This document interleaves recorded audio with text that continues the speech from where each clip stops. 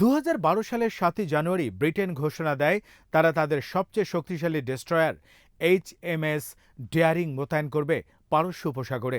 যুক্তরাষ্ট্র এ সময় ঘোষণা দেয় হরমুজ প্রণালী বন্ধ করে দেয়া হবে রেড লাইন এবং যুক্তরাষ্ট্র পদক্ষেপ নিতে বাধ্য হবে।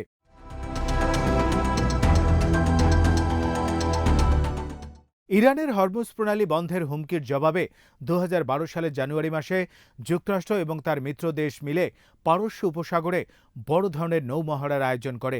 এতে অংশ নেয় যুক্তরাষ্ট্রের ৩টি শক্তিশালী বিমানবাহী রণতরী। ব্রিটেন এবং ফ্রান্সও অংশ নেয় এতে।